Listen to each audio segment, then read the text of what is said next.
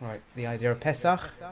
We're going to be covering it in a way that's not traditionally covered or discussed. Some of these things aren't well known at all because it's from the Ari and from Kabbalah. So from the aspect of Sod, not necessarily the Pshat. And in order to sort of like to understand some of these concepts before we go into it, it would be better to understand the basic idea, the fundamental idea in Kabbalah, which is the idea of the three columns. It's the idea that this entire world that we live in, and the spiritual world, it's based on a system of three. So it's the idea yes, in our physical world, it sort of mimics from a spiritual realm of right, left, and central, which in Kabbalah is known as Chesed on the right column, which is Abraham Avinu, and Din, which is like Yitzchak, and the Rachamim, which is like Tiferet, which is the idea of Yaakov Avinu. And so we can understand it in terms of kindness. Chesed is kindness, of giving, so it's on the tree of life, if you know what that looks like. I'll try and get that up. Which is like that. So you got sorry. so that's the right column. That's the right side, which is the idea of Hashem is giving. Hashba'ah is constantly giving to us in the world. Chesed. And Din is an idea of restriction and also of receiving. It's the more negative. It's like the positive and the negative, and the center is sort of the neutral, the balance between positive and negative, and it manifests in our physical world as the atom, which is like the proton, the electron, and the neutron in the middle.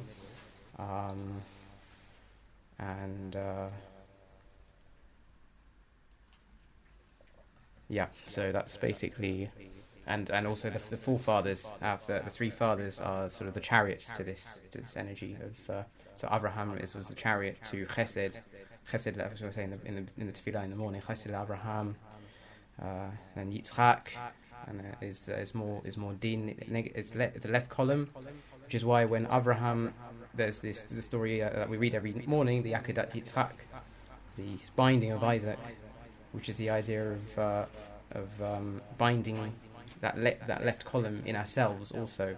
So in ourselves we have an ability to give, to share, and we have also an innate receiving side of us. But the problem with the majority of us is that we all sort of are in a state of receiving. We're not necessarily giving. Doesn't necessarily come natural to us. So we're normally in a state of bodily consciousness, which is receiving. We want to feed ourselves and sleep and all these things, which are generally ideas of left. Whereas the idea of right is normally a little bit uncomfortable, where we have to. This is why we're given the Torah and mitzvot. It's the idea of that we have to now,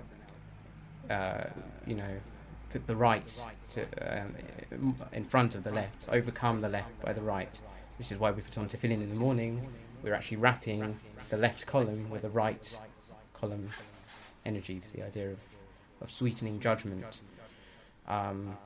And the central column, the whole idea of the center, the middle pillar, which is Tiferet, is the idea of restricting.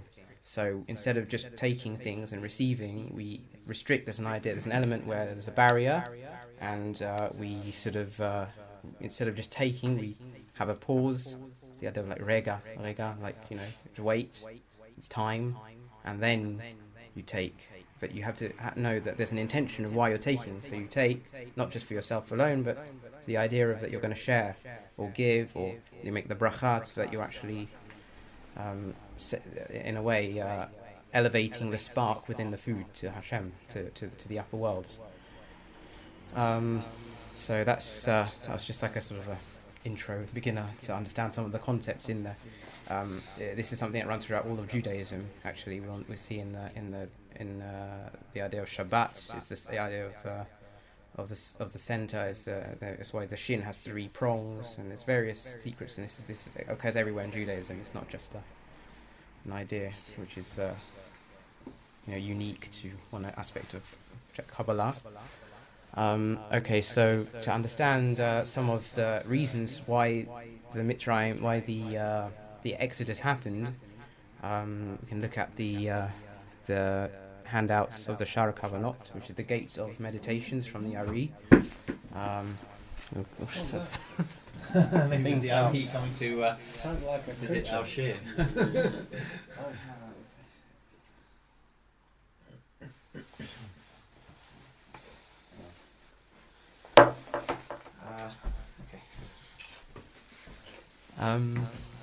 So the Ari explains the Shara Kavanot. Read it in the Hebrew to draw down its to make that connection, to draw down its energy, and then we can understand from the English. So Hinei noda ma she'amru chachmeinu zichronam levracha ki atam hadorot הראשונות דור אנוש ודור הפלגה סילקו את השכינה למעלה מרקיע השביעי מחמת עוונותם ודע כי ישראל שהוא Where are you reading from? from the beginning. Oh, okay. ודע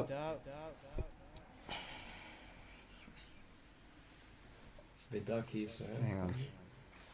Yeah, ודע כי ישראל שהיו באותו הדור של שיבוט מצרים היו בחינת אותם הניצוצות של קרי שהוציא אדם הראשון באותם 130 שנים עד שלא נולד שת, כמו שאמרו חכמינו זיכרונם לברכה, ואחר כך באו בגלגול בדור המבול, ולכן היו גם הם משחיתים זרם על הארץ כאין השורש אשר משם נוצרו וחוצבו עד שנמחו.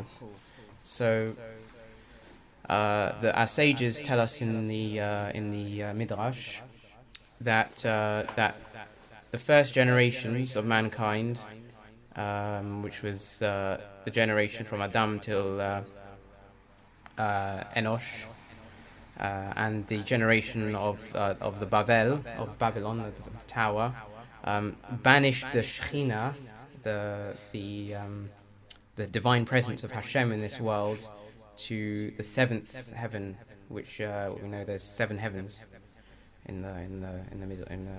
Chazal explained there's 7 sort of levels of heaven, and the Shekhinah was banished to the 7th level because of misdeeds.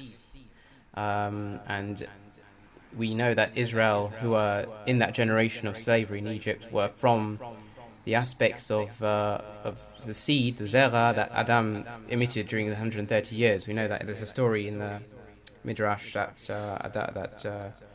Adam, when he was making tshuva for the sin of the Garden of Eden, he left his wife, of Eve, and wandered around on his own for 130 years, and during that 130 years there's an aspect of basically it says it's called he emitted his seed, but this basically means, like, even in ant terms we can understand this as energy.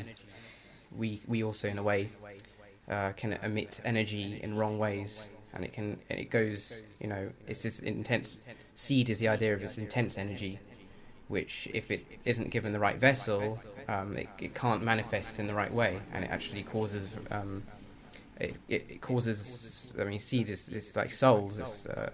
It's bringing souls into this world, and if it doesn't have a proper vessel, those souls can get dirtied. They go into like a negative space, a kilipor. So those seeds that he emitted was for 130 years was basically what the Jewish people are. That's where we originated from. The souls of all the Israelites come from those the seeds, the sperm that Adam emitted before Shet, and afterwards they reincarnated. Those same things, those same souls basically reincarnated. I know this is one of the RE, it's a bit hard to understand, but basically those souls reincarnated in the time of the flood. So they caused the flood, and there was still a corruption there. And this we can understand this from the verse that Hashem said in Genesis, that Hashem saw the evil of. It literally says Ha-Adam, so it means La-Adam, meaning the souls that came from Adam. So that was those souls, specific souls that came from the man instead of the man and the woman. It didn't say man and Adam and Eve. It said Adam. So it's talking. It's. How did they just come from Adam without? So that's what I'm saying, because he didn't have. Yeah, he didn't have. How was there procreation without? Yeah, that's the problem. Unless there is. That's. He's just sort of spilling his seed. Yeah, That's why it's like a sin and. Well, it's. I mean, this idea of sin. It's not sin. It's just it's waste, and it's a damage to the energy that we have, and the ability we have. You know,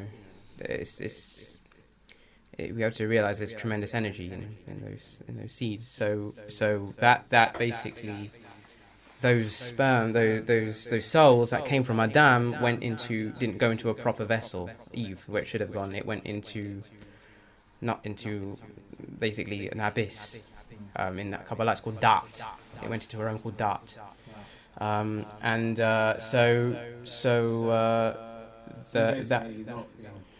not productive. Yeah, it was an unproductive use of that energy, and it was very high energy, and it went into a very, very dark place. So that energy still existed somewhere. It had to reincarnate into bodies of people, and it came into the flood, into the generation of the flood.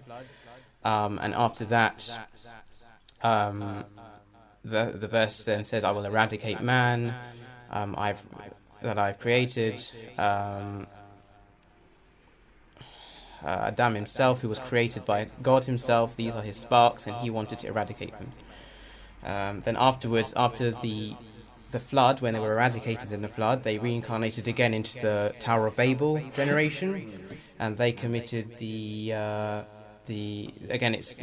verse says very specifically, and God came to see the city and the tower of the sons of Adam. It doesn't say Adam and Chava, it says Adam. So this is an indication that this is the same souls. And therefore, so on and so. No. This is the time of Babel.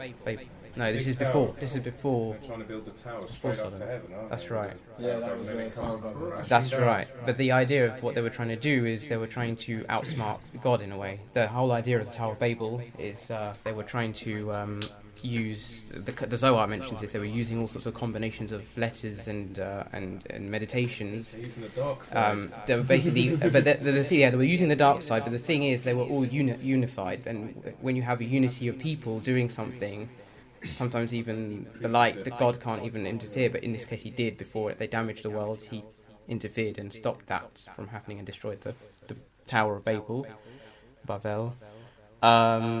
And so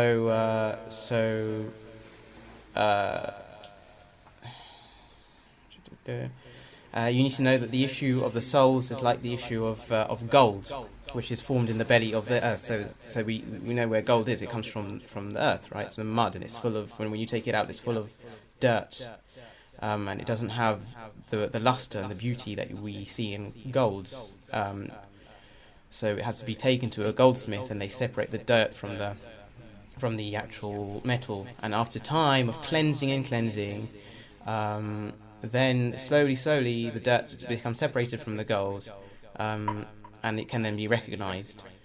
So the same is the issue with the souls that Adam emitted, that there was a mixture of bad. Those souls were pure and pure energy, but there was a mixture of negativity and a husk, what we call klipot.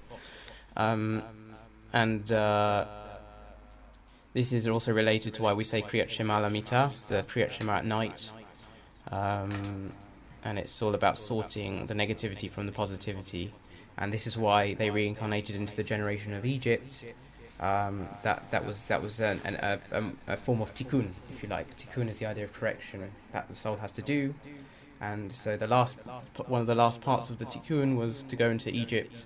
And Egypt is the idea of Mitzrayim. Mitzrayim is actually an idea of also klipot, klipah, the forces of negativity.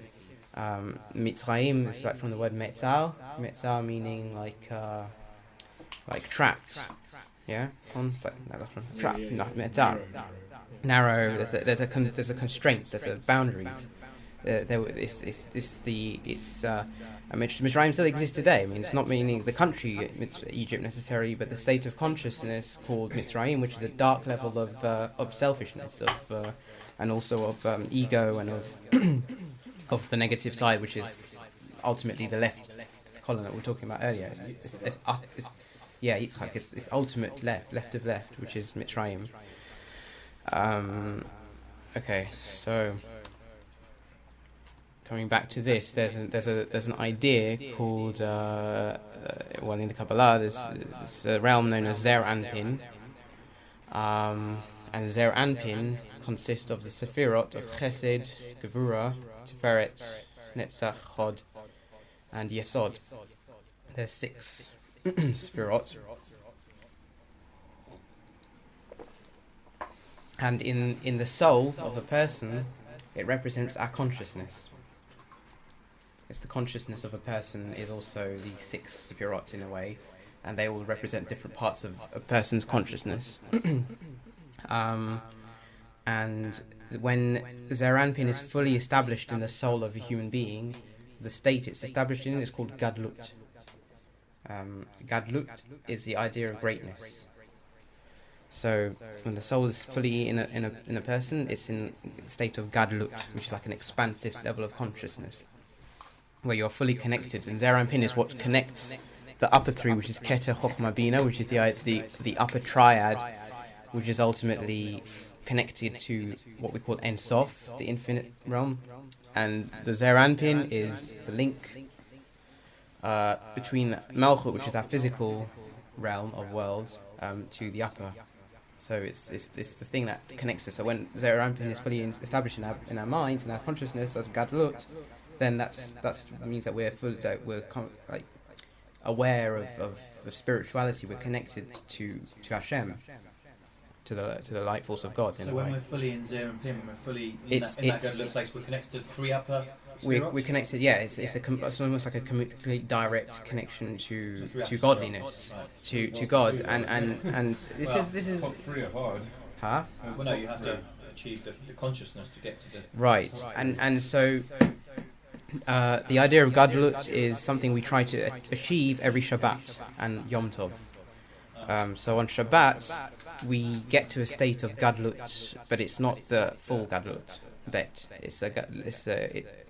I mean, if you do Shabbat properly, I mean, if you just keep it as like a tradition or whatever, it's not going to help. But if you have the right consciousness and you're keeping all the right things in Shabbat and doing all the tefillot and doing the kiddush and so on, you can get to a level, and you not just doing the actions but also the intentions within yourself, within your mind, and you're really trying to achieve constant connection to Hashem. You can get to a level of Gadlut, but it's not as great. It's not that. It's Gadlut bet. What about Yom Kippur? Yom Kippur gets you to it does. No, Yom Kippur is actually one of the highest connections you can make in the year. But it doesn't. But it yes. Yeah. You're right. It is. Yom Kippur is actually connects us to a realm of Bina, which is there, which is a higher level of consciousness. And that's Purim actually is higher than Yom Kippur. Yeah, you're right. I think it goes to Keter. Yeah, you're right. Yeah. You disappeared. No one knew who I was this for. What do you mean? Disguise was that? Oh. No idea. Yeah, that's what I'm doing. Who's that? Yeah. What is the top? Sorry. That's Keter. Which is in English? Like crown. Sorry, yeah. So in English, Chesed is mercy, is kindness. Gevura is like strength, like Gibor, severity, sort of power, strength. Tiferet is beauty. Netzach is eternity or victory. Hod is like splendor, yeah. And Yesod is a foundation. And Malchut is kingdom. It's the kingdom. Yeah, Malchut. Yeah, Yesod is what connects Malchut to above. I thought Tiferet meant heart. Yeah, it relates to the heart of the person in a way, because it's like that in the central area. It relates to the heart, but it doesn't mean heart. It means actually splendor, beauty or something. Yeah. And it's the central column. It's the idea of restriction or restricting. It's shining. That's actually how a light bulb. I forgot to mention this is how a light bulb works. A light bulb actually uses this whole system, because the right node is what the electrons actually travel in through, and it goes through a filament, which is the middle column, which is actually restricting, not to receive in the left node, which is where the electricity goes into the left node. But the filament is constantly pushing back that. It's receiving it, but it's also an element of pushing back that electricity, and that's what causes the light to turn on. So in a human being, when we restrict our desires to receive selfishly, and we're doing this is why the whole idea why we do brachot before we eat, you're actually shining a light. There's a tiferet, there's a light that's going on. How about tzedakah and things like That's that? tzedakah, yeah, that's it. You don't just have, you always giving. It's an aspect of you give. The right, the right. Looking to get judged or something, right? If you The use side the of left, judgment, yeah. so right. Judgment, and this is mercy, right hand's mercy, yeah. So tzedakah is the whole I'm idea. left-handed, but I have learned to give tzedakah with the right Ah, hand now. right. Not with the other Yeah, one. amazing. So yeah, that's what I was saying. So the top three is Keter Chochma Bina, which means in English crown, wisdom, and understanding. Now Chochma and Bina in the wisdom of Kabbalah, particularly when it's in the world of Atzilut, there's 4 worlds. I don't know if you know about this. There's 4 worlds. It's the world that we're in, which is we're actually in the lower level of the world of Asiya, and above Asiya is the old idea of action, Ma'aseh, Asiya. Then there's Yetzir, above Asiya there's the world of Yetzira, which is Yetzer, which is the idea of creation. Formation, Yetzira, yeah. It's formation. Then above Yetzira is Bria, which is like creation, and the above Bria is Atzilut.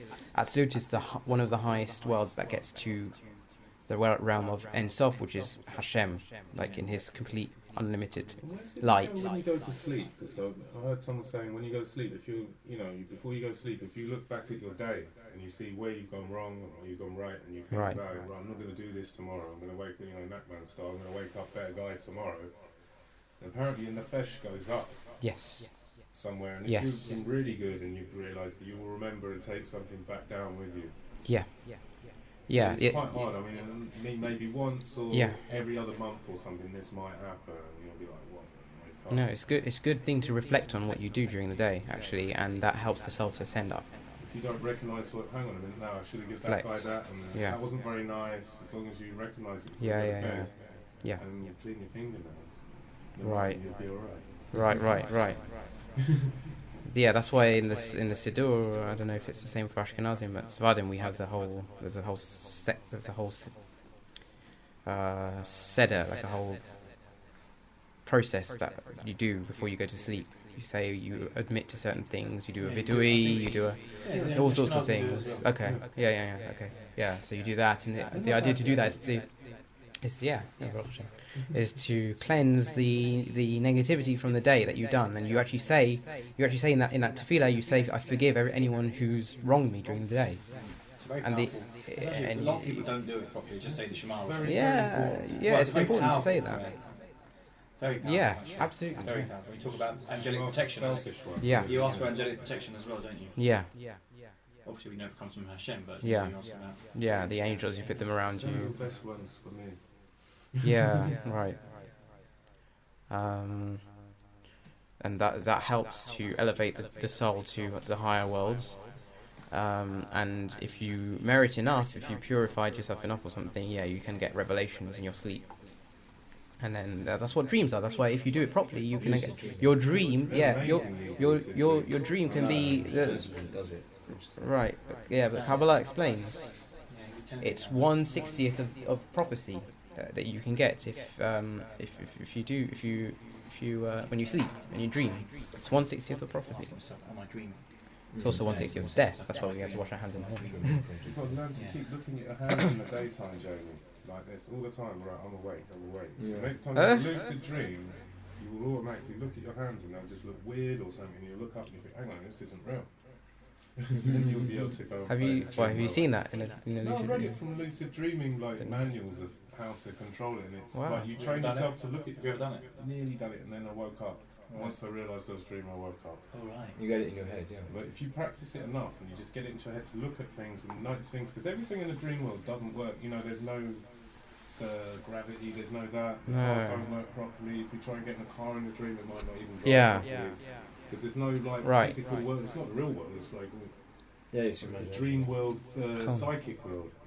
Yeah. And then if you can actually realise, hey, hang on a minute, Become I'm aware of dreaming. it. Yeah. Then you can become master of your dreams, suppose. Wow. Man, you can actually ask yourself in the middle of the day, anyway, am I dreaming? Yeah. And you What can can I learn from think that? about it. That's what I was going to say. What does that do? It doesn't help with the dreams, but it might help. No, it's Actually, it's a good point. Yeah. No, Then you can have I it agree. thinking all the time, and then when you actually are dreaming, lucid dreaming, like, wow, actually, yeah. Yeah. Actually, what David says is good because that actually helps you to be conscious Yeah. all the time of it. Because the reason probably why you're having problems with lucid dreaming, and people do that, is because they're not always conscious in the waking time of everything. And when you become more conscious of your waking time, and then in your lucid dreaming, you could be more conscious and you control it. But we're barely in control even in the waking world. You know, we're not. That's what I'm saying. This is what we were studying. Probably more control in the sleeping world. Right. If you knew how to do it than in the waking world. One does do it in the world, doesn't it? More or less. Yeah, I don't know so much about it. No, it doesn't go don't talk about too much about it. What did? You can ask yourself, are we dreaming now? Then we had enough in that. What's that film? The Matrix. No, there's the one about the dreaming. The Matrix is very No, the dream within the dream. What's it called? What's that film? While you were sleeping? I can't remember. Deception or something? Inception? Yeah, Inception? Inception. Yeah. You got it. It's also The- the the- yeah. It's like the Matrix. You just don't know. The rabbi was saying that is almost like the guy who's written the idea of the Matrix is like stolen our traditions. 'Cause that's No, almost how it's the sort of is. the Matrix brothers before they made the film, I was told this by many people that knew them. This was true. They studied Kabbalah. They did. Yeah. This rabbi said they had ripped it off everything. Yeah. Yeah, it is. Actually, the whole idea of Yetziat Mitzrayim is like this idea of coming out of the Matrix. Because when you fully built up Zeranpin in a full way, like a Kabbalist maybe, then you almost become completely aware of that you're in a Matrix and the real world, which is actually the upper world. That's the real world. This world is it's an illusion. Yeah, it's an illusion. You Yeah. see the real beauty of the world. I mean, yeah. How many people even remember there's a moon up there? Today, this afternoon, a beautiful moon you could see in the daytime. And look at it like that. Wow. That's And everyone's just amazing, getting on with their own stuff, banging into lampposts, Yeah, that's like a That's type of the dream. world we're It's in. hidden Yeah. from them, and, Yeah. They just do not have time to look No. up and enjoy the stars, the moon, the world, the trees, It's true. It's true. themselves. You don't see the inherent beauty in the world. So, okay, the highest world is Atzilut. That's actually the worlds that we reach in the davening, in the prayers. You do Shacharit in the morning. The first part is Asiya, and then you do Pesukah to Zimra is Yetzirah. After Pesukah to Zimra, you say Baruch Yotzer Or Baruch Hoshech. That's already the world of Bria when you say in the Kriyat Shema. And then when you get into the Amida, that's Atzilut. When you're in, if you have the consciousness when you're praying, you can actually almost sense this in a way. It's a very powerful way of praying in the morning, and it's So what do the four amazing. worlds represent in a way that we can relate to?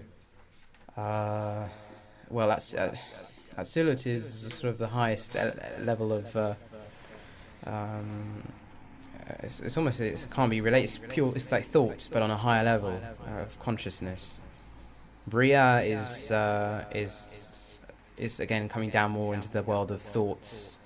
Then Yetzirah is into the world of the emotions, and Asiyah is the actions. That's the idea. Yeah, that's as far as I understand it. But it's not necessarily just that. That's an element of Yetzirah, and there's other elements of it too. But it relates more to the emotional side of a man. I see as action. It's like it's the physical. sensations. Yeah. Correct me if I'm wrong. Physical sensations. Yetzirah is emotional feelings. Yeah, it's more than emotional. Bria is thinking, the It's mental sort of world. on the And Atzilut, I think, would be the conscious It's the world. super Consciousness, being conscious. awareness, but without thought.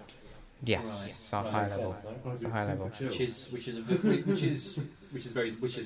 is Zen basically. Yeah. Being The Zen-like consciousness. state. Yeah. That's Right. Those top rabbis, like Rabbi Tatson, that stand there for Zen. Right. Right. Yeah. So it's known as Abba. Chokhmah is called like father in the world of Atzilut. Yeah, Abba, which is father, which is that's when it's in its part suf. Again, it's words that I don't know how to explain them in English, but like Chokhmah is it's known as like Abba, the father, which is like the right column. It also relates to the Yira, fear, in during Pesach and in general. It's the idea of fear. It's fear, but it's fear not like being scared of the wrong things. Or I'm fearful of of all the silly things in this world. It's actually a fear of Hashem, of actually losing connection almost with Hashem.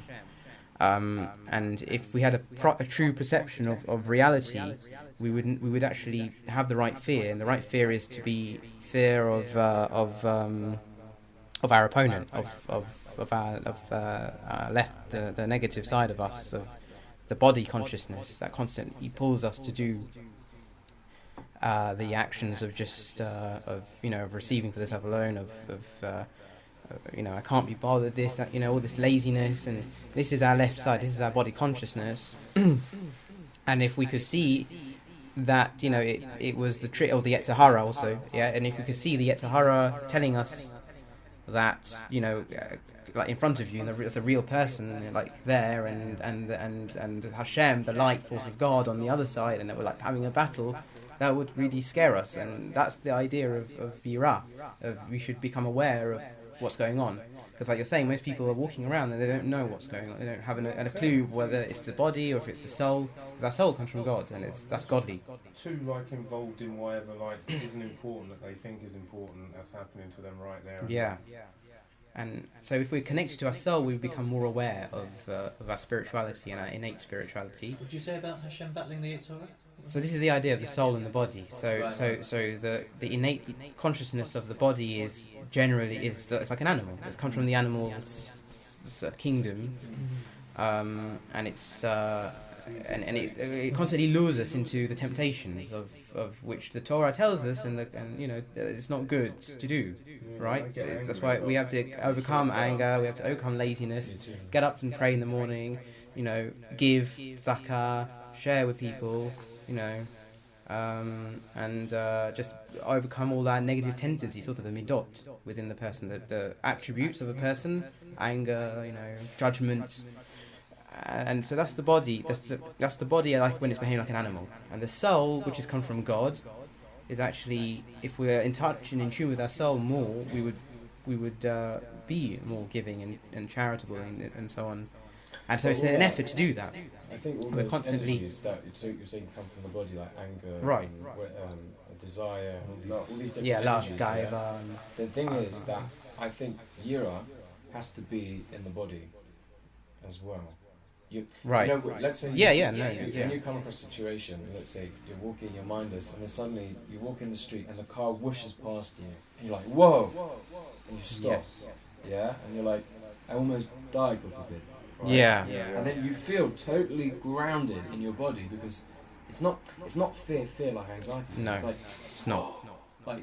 You become very aware. So that I think is the fear that yira, that's what's yira Hashem. It's that constant grounded. I think ground is a good word, because most people, when we say fear nowadays, most people start thinking it's in the thinking. negative sense. It doesn't mean that. Right. No. Yeah, no, that's not what we're talking about here. So from Abba comes the idea of yira, of fear, and if we have perception of the totality of things, we would actually have the right fear. And the highest level of fear, the Ramchal and the Kabbalists say, is yirat hayiromimut, which means like fear, like awe of Hashem. If you completely understood how far we are from and how Hashem governs everything, and the whole spaces and the expanse of everything that's going on in the universes, and how like the Ramchal explains in many of his writings about how the I say in Hebrew, the governing of Hashem in the world. And if we could see how it was all happening, we would have such an awe of Hashem, and that's the highest level of Yira. It's just an effort to get to that level. It's stages. So you go have the yirat of like onesh, which onesh is like punishment, but it doesn't necessarily mean like punishment. Like it also means like you know, of cause and effect. Like you know that if you do something, there's going to be an effect spiritually. That's going to come back to you. And also a disconnection. It's also a fear of disconnection. You don't put your hand in the fire because you're cautious. Right, yeah, that's it. That's it. You feel That's like I don't want to do that. because you come in tune with what's right and what's good and beneficial and what's harmful to the soul. There's a story of the Baal Shem Tov that when he was young, his father told him, always don't fear anyone in the world, only fear your disconnection to Hashem. That's the only thing you should fear. Because truly, that's really the highest level of that's the highest level of fear that we should ever have. Terrifying. I felt that earlier this year. I can't remember Right. what I did, and I almost like I always used to feel like I had my back, and for some reason I felt I wasn't there one day, and I was like scared. And then I had a car crash like a few months ago, and I was thinking, why has that happened? Right. It's all said to lead me to believe, like, you know, every time you don't have a car crash, usually, you know, I mean, how bad guys said, I imagine, like, when someone crashes in, you don't see all the times when people have nearly crashed into you and Hashem saved you. You only notice the one time Yeah, when he doesn't. And it's just to sort of say, hey, yeah. I've got your back when you remember about me. That's how they kind of said it. It's like, and I think that's kind of what happened to me with, because I was bad. I took my car out on a Saturday and I reversed into someone else's car. Cost me quite a lot of money. No one was hurt, but I'm thinking that's like sort of like a feeling. Like, hey Jacob, you got to like sort it out. Stop driving and shameless, mate. This is the way Hashem reminds us. Yeah, it's the way Hashem is constantly. So. Yeah, imagine you did. That's it. It went away.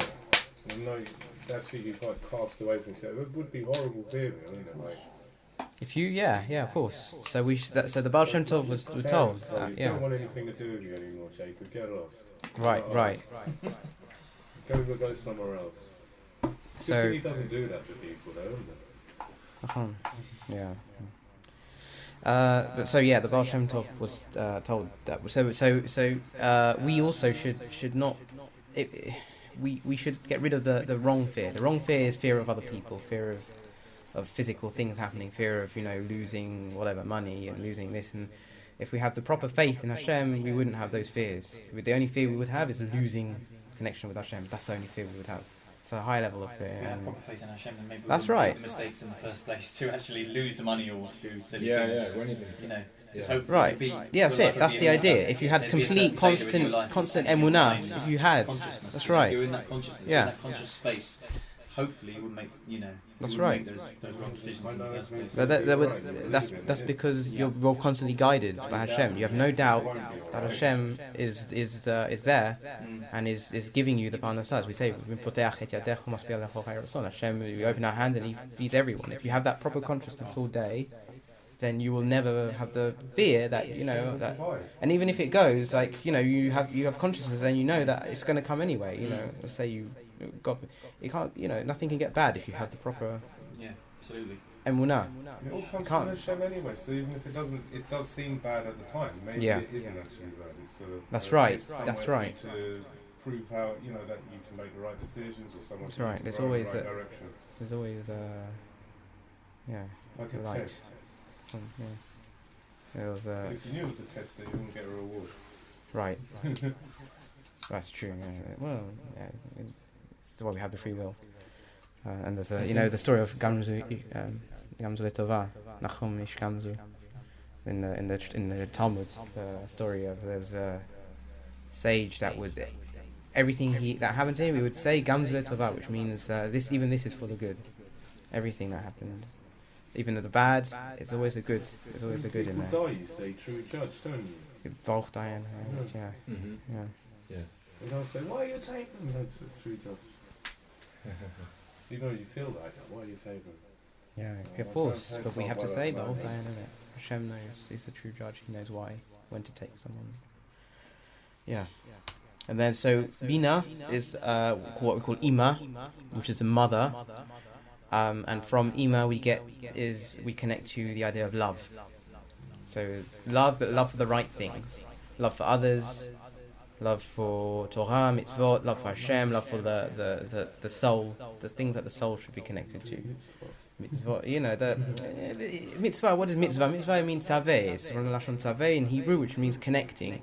And tzaveh is just that the mitzvah is only there that ensure that you're always making connections to God, to Hashem. And this represents love, and this represents yira. Is yira, that's right. So I think also with parents. That's right. You learn love. Yeah. Love in the way we talk about Traditionally. love, probably from your mum. Yeah. Yeah, that Yeah. love. Yeah.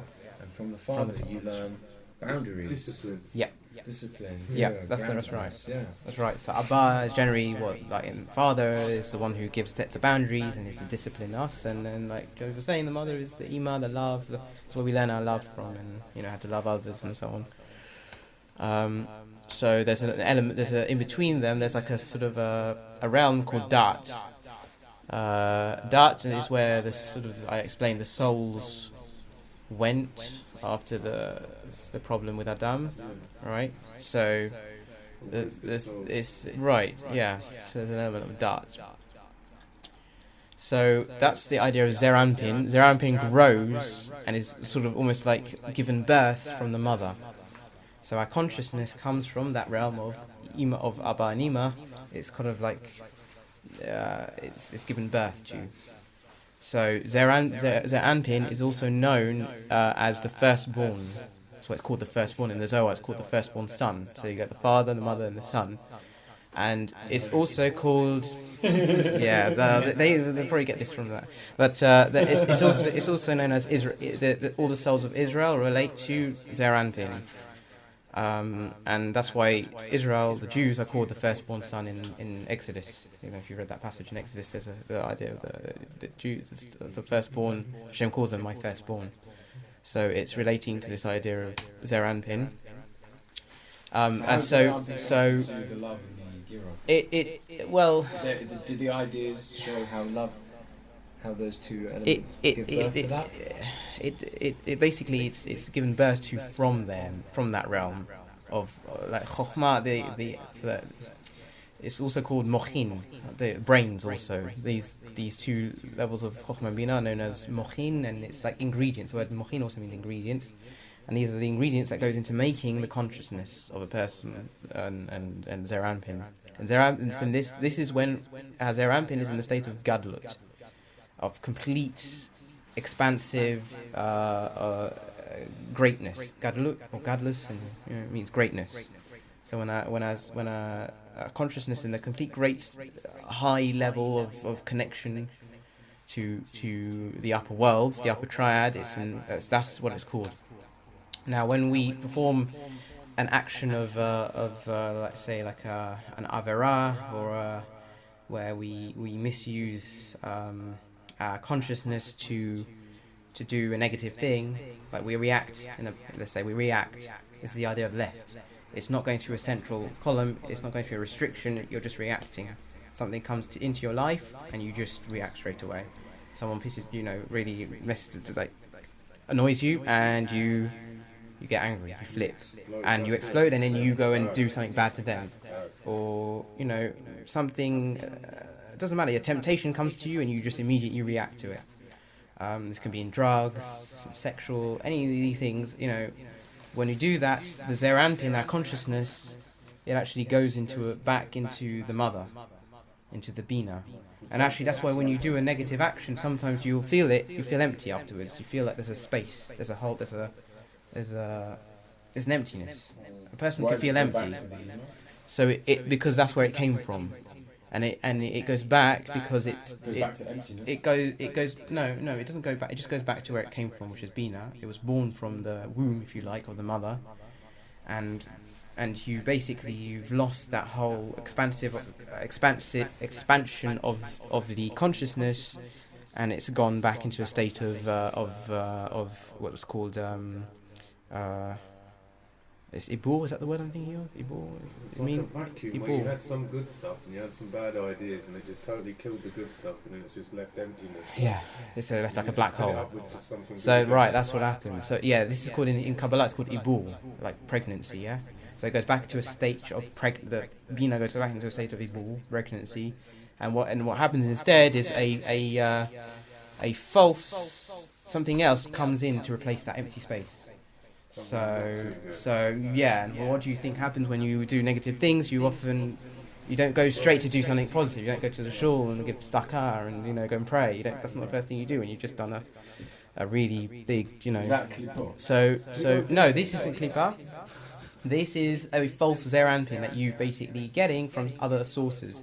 You get energy, and you try to make a consciousness in yourself from other sources, other people, other people, other religions, other cultures. Whatever. Yeah, it's often from a way that doesn't have effort. Because to make the zeranpin, to make our consciousness and our connection to Hashem in a right way, it takes effort. It takes a lot of spiritual effort and purity of the soul and of the self to get to that level. So when you react and you go to the left side, the negative side, things you want immediate gratification. You do something, you want an immediate replacement, because you've just got a black hole now. So when you go and you get. So what happens is negative force. When this happens, this is then the idea of klipot. Negative forces attach themselves to the level of dart. As you can see there, it's klipa, negativity. So many questions, right? Stop. Go on. But This is very to one rabbi that was going on about klipot, right? Right. He reckons like every time you do something, like say like you're like me and you drive on Shabbos and you're lighting all those thousands of fires as your engine's going around like that. Right. Every time you do something bad like that, it's like a little mini klipot comes and lives inside you. This is what this guy was saying, and he reckons if you get too many of them, it's almost as if you get like this foreskin growing over your soul. Clip up, and you need to like do some good stuff. Right. Yeah. Trying to get this sort of circumcised off so you can find your right way. I've never. Okay. And he's a bit of a sort of I don't know about. the American guy. Someone gave me this CD. And he's like, he's a it's Talmud, Alon. He's very sort of. It's Alon Alava. Was it? Yeah, you know the guy. Yosef He's got the Mizrahi. beard, he's got the hair like the Alon.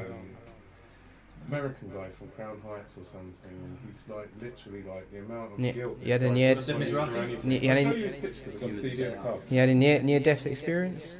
He used to be a naughty guy in America. And Oh. he went through. Because I know there's one that's called Alon. This was Alon and Abba. Yeah, that's what I'm thinking. It is. Yeah. It must be Okay. because he was the naughty guy that became through. Right. He had a near-death experience. Oh, did he? Yeah. That's it. Yeah. He came to speak in Hendon. If you. Yeah. He came to speak. Pills in the back of the taxi. Yeah. Right, Yeah. yeah. Yeah. Serious amount of Jewish guilt though. They'll Right. Put on you, to the point where you feel Gewalt. guilty about like going out doing anything. Well. Oh. Okay.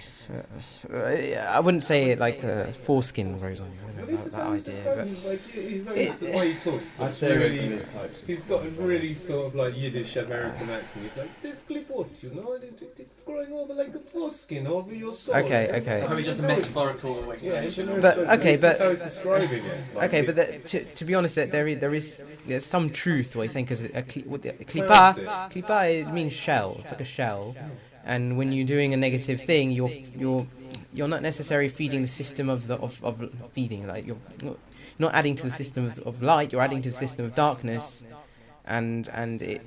When light goes straight into a vessel without the idea of the screen, we're talking about the idea of tiferet, of restriction, it immediately causes what we call klipa, which is basically, it makes a shell or a skin. That's what it means in Hebrew. Klipa means like skin, like a fruit on the fruit, and it conceals the light within. And so what you have to do is you have to break open that shell now, and that takes effort. That takes a bit of hammering over, and eventually you will hammer open, and you can elevate the light spark in there, you know. And so that's sort of what that's sort of what's going on. And in a way, that's what's going on here when you do something wrong, and you feed instead of doing something. Right afterwards, you end up feeding your soul or your false consciousness now that you're making with other negative things which won't help, and so that actually makes things a little bit worse. So it's the idea of sins, things that can cause it, as often like on the sexual side. It's a bit negative thoughts. Yeah.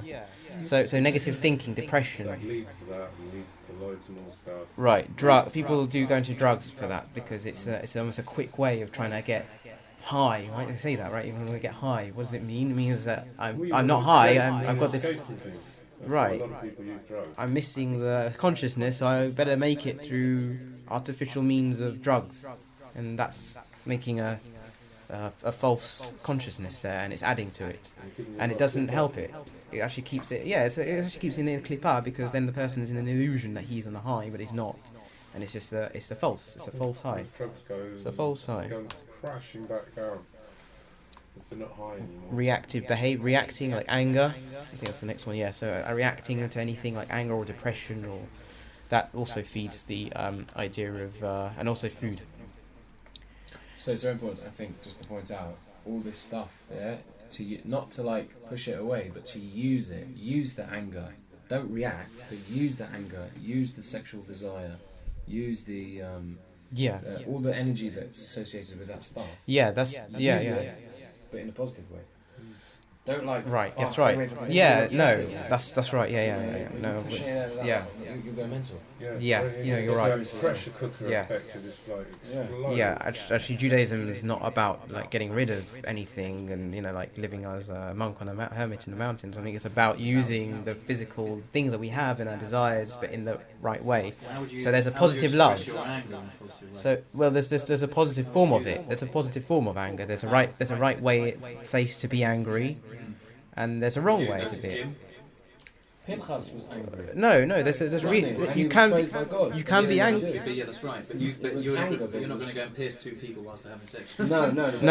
The principle. No. The idea is that your anger, make your anger for God, not for reaction. Right. You're sure? That's How it. do you do Yeah. that? You feel it. You feel it and you hold it.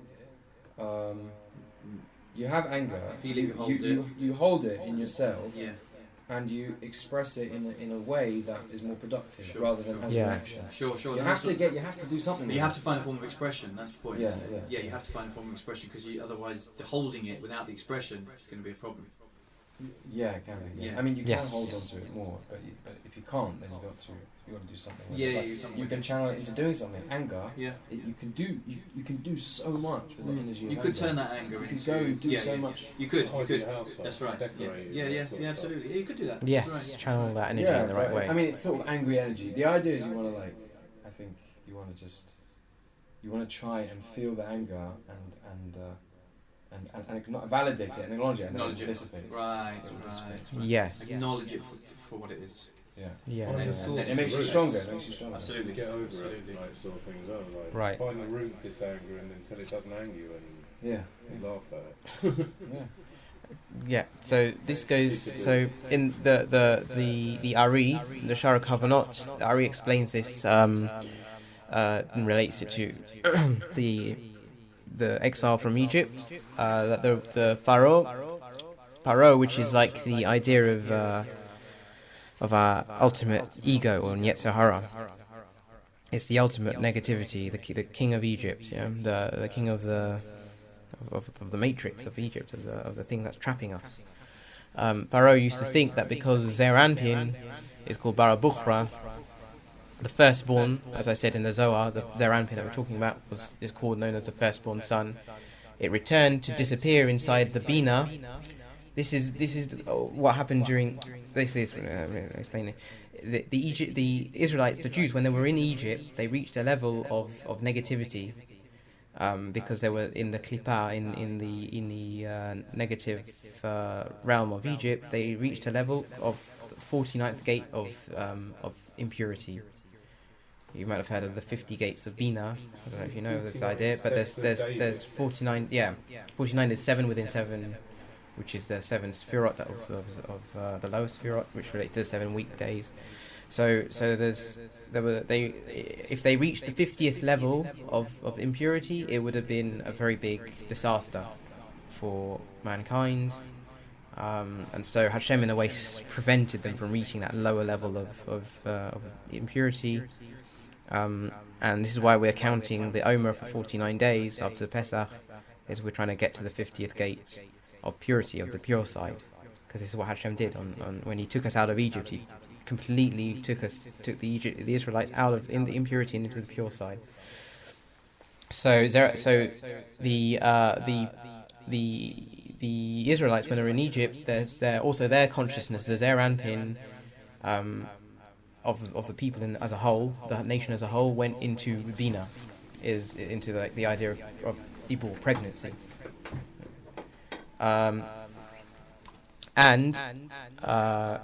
Yeah, sure. So through this, with the Israelites below that are called Israel, after the name of Zeranpin. So the Israelites below relate to Zeranpin above, the supernal Zeranpin, which is called the Israel, the firstborn of Hashem. They will also remain exiled inside Egypt, because the supernal Israel that governs them its essence became void. Heaven forbid. That's what the Pharaoh thought. He thought that the Zeranpin, basically, like we said in that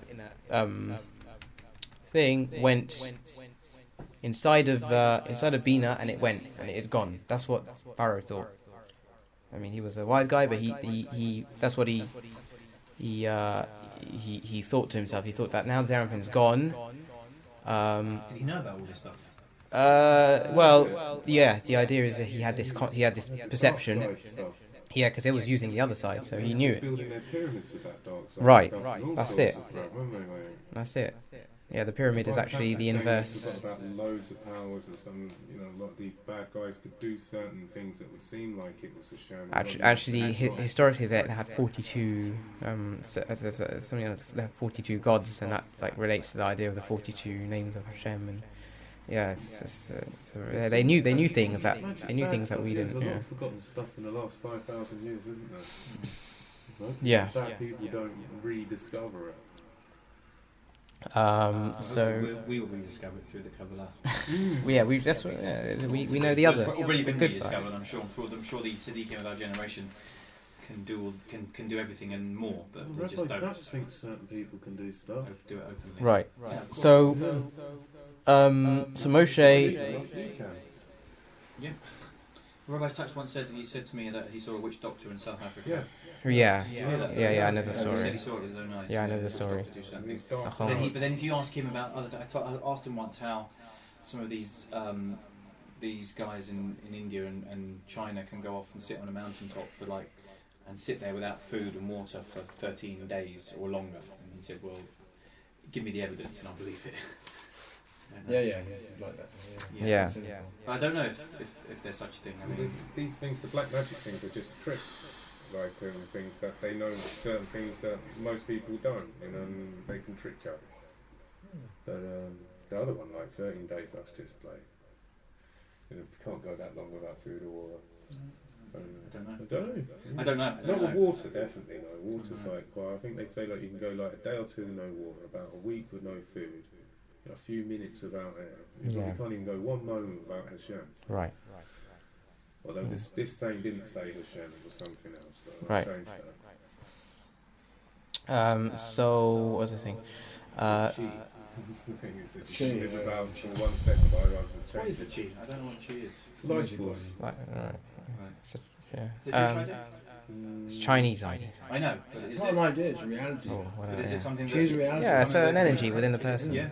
Yeah. It's controlling blood pressure, breath, and certain things, and packing it in your body in a certain way so you can use it like a little battery.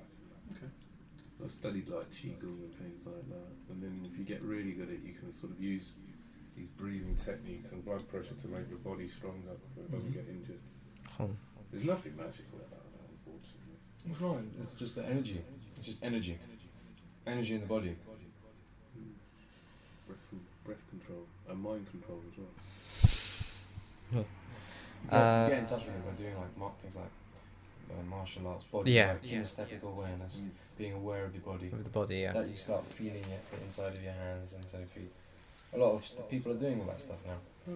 It's getting in touch with it. Help use it to repair your body if you know how to do it properly. Yeah, that's it. Yeah, people are. Some people are aware to do that. Yeah, to heal you and all that. Oh, it is Hashem doing it. Yeah. Just connecting on a different level. Just the shaliach. The shliach, yeah. You want to move on? So Moses. Moses was. Then Moshe basically. Hashem revealed himself through Moshe, and Moshe then told Pharaoh that since Moshe said there's no longer a Zeranpin, he's going to be punished neged mida keneged mida. So that's why the firstborn of Egypt were. It's a secret why the firstborn of Egypt were killed with that curse, a plague, and that's why it says, if you do not let them go out, I shall kill your firstborn son. Turns out that the issue of the redemption of exile for Egypt was through a very great miracle, and this is the issue of the greatness of the miracle of the Yetziat Mitzrayim, because the nation of Egypt and Paro, the negative forces, were so gripped and rooted to suckle from the dart of that we explained that from that place. They were basically like that's the idea of the negativity sucking from our consciousness, is Egypt and Paro sucking from the Zeranpin, and that's why the Zeranpin went back into the Ibur, into the Bina, secret of 3 within 3, which is I can't really explain that. Which is like the idea of lack. So there was such a lack in people, in the consciousness of people, and there was almost nothing lower than that level of lack that the Israelites had reached. That the Hashem had to come himself and give birth to the Zeranpin, to the consciousness. That's the idea of exiting from Egypt. It's to give back to that awareness, the consciousness within the person. And it was through such a, and this is the suckling of the negative forces, which will be cancelled from there because of the great light, and through this they came out of the exile. And so this is the idea of that this light comes back to us again every 14th, on the night of the 14th of Nisan.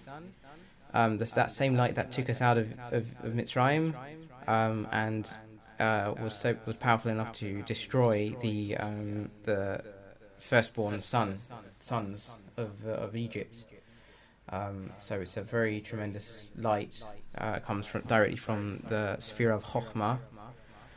It's the light of life, actually, and it destroyed the Egyptians because they're the idea of death. It's the idea of the negativity. It was such a high level of light, and we get that through the Seder. We basically, on the first thing that happens. One of the first stages that happens on the night of the Seder is this idea of Gadlut. We get, basically all of us throughout the year, we've somehow lost that Zeranpin, and on the night of the Seder, it comes back in one shot. The Gadlut, the greatness, everything. We don't have to even go through any work. It's literally like a free gift, because Hashem took the Israelites out of Egypt free. They didn't do anything, they didn't work, they didn't have to do nothing. It would just reach such a level of lack that he took them out and he gave them this consciousness, this Zeranpin. It was such a great, tremendous light. And this is what happens on the night of Leil Seder. We get the entire consciousness and Zeranpin back through in the level of Gadlut. And there's different stages throughout the different things that we do in the Seder. That one relates to Gadlut and Katnut. Katnut is smallness. Katnut ishi katan means like a child.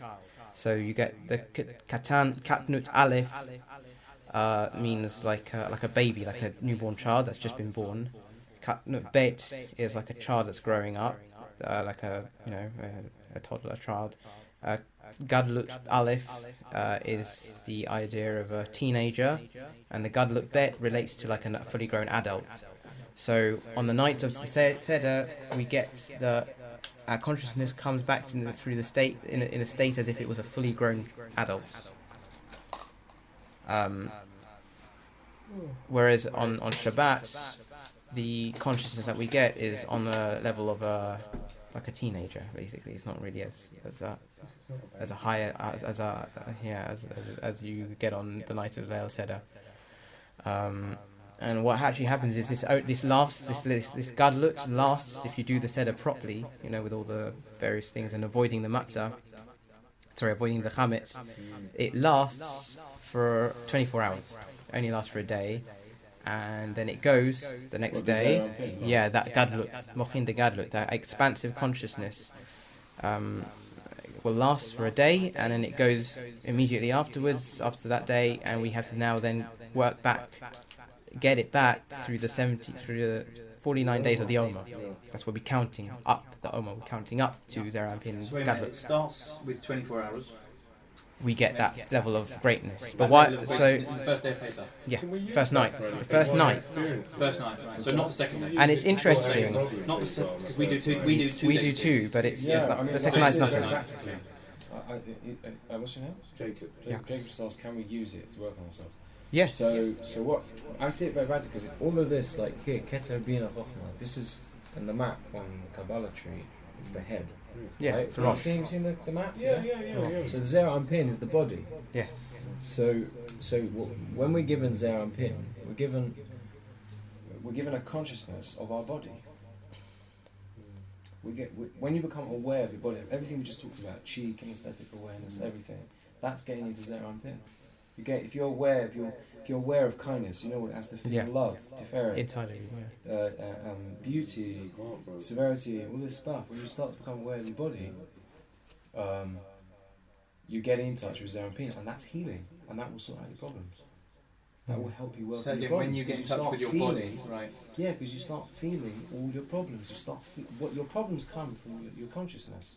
So when you start feeling what's in your body, you start feeling your emotions. Yeah. Yeah, you are working on your problems. You're connecting to God at the same time. Yeah. Right? That's our opinion. And apparently, we lose it on the first night of Pesach. No. You get it. You get get it it. on You the get it. first You night. get, we lose Goes away. it during the year. We're losing it because of our negative actions. But on the first night of Pesach, you get it, and you actually get it in its fullest state. And the idea of why you get it like that is like it's like you're given a glimpse of your perfected self, of your perfected consciousness, and it's given to you for free. It's a free gift, and you know what it's like, and you actually know, you feel it, and you know what it's like, and then it gets taken away, so that now you know you have a goal to work to, so that when we get to Shavuot, you know what we're getting to. You know, you have hope. That's the This idea. story about his friends.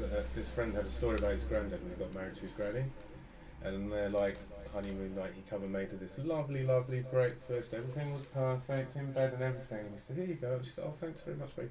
No. Now you know how I like it. That's what you're going to do every day from now on. Yeah. So sort of like then we see how it is. Yeah. You get that, and then now you see how it is. Now you go make it. Right. That's it. That's what exactly is. It's kind of what's happened because That's how I'm having it every day from now on. He said.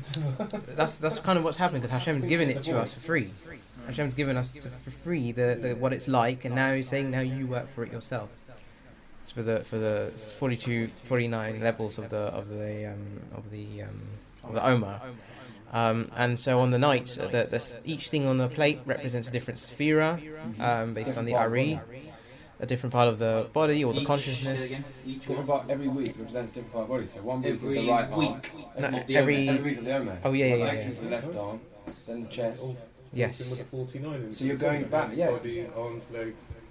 Yeah. It's amazing when you realise it. It all fits in. Like. So the different things on the plate represent different things.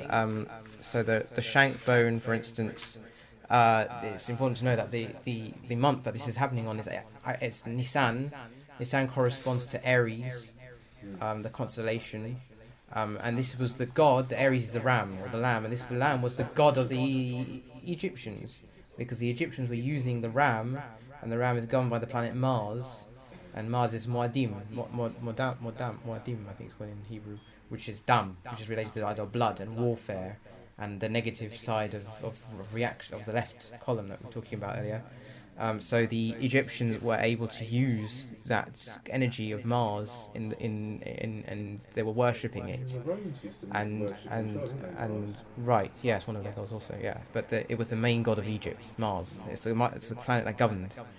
And so we take that and we basically are using that same thing, but we sacrificed it. We took that and started. It's like we took their god and we sacrificed it in front of them. And the whole idea of sacrificing the ram and Aries is the idea of going above time. We have to actually work faster than the usual time, which is actually why when you're making matzah, it's a lot of matzah is the same ingredients as chametz. Chametz is the thing we have to avoid during Pesach, and why do we have to avoid it? Because chametz is like the word it comes from it's related to the word lichmotz, to make something sour, and chamutz also. So the idea is, and it's only one letter difference between chametz and matzah. The same letters, mem tzadik, but the hey in matzah, and there's a chet, and there's a chet in the chametz, and so the only thing that's different is the hey that hasn't risen to become the proper chet. Right. So that's the idea of Yetzer Hara during the year. It's a gap. Yeah. So You can get back in, can't you? Something like that's why there's this gap, so you can get back in through the back door. yeah, there's some idea of that. Yeah, it's openness. It's the idea of open transparency. But the during the year, chametz, it doesn't affect us. But on Pesach, chametz literally has the ability, and it represents a Yetzer Hara. It's the idea of rising up. Of if you let the dough in the matzah making rise for even more than 18 minutes, that's it. It becomes chametz. You have to throw it away. So you have to work very fast with the matzah making to make it very quick and make sure it's within the 18 minutes. If it's over that, then it becomes chametz, and it becomes this idea it's risen, because the ego and the Yetzer Hara within us rises. During the week of Pesach, we're getting control of that Yetzer Hara. We're literally getting control of for the whole year of that negativity, and we're getting rid of it. Not only are we getting rid of it, we're actually using the same ingredients of it and making it into something not it, like not chametz. Even though it's the same ingredients, but you're making it not. Matzah. I got rid of loads of it, But it's important to get rid of That's it. why you need to sell it. You can sell it anyway because that absolve you can. Yeah. And then just stick it in a cupboard. I Yes. still to my grandparents who don't care. They said they wanted Yeah. bread. Give it to your They said they grandparents. wanted bread and You all definitely that. can't They do needed- that. They needed the bread though. No, They're Definitely going can't to give eat it it to- anyway. definitely can't and give they'll it to your buy it somewhere grandparents. else. No, They've you already can't. got it now. You mustn't give it.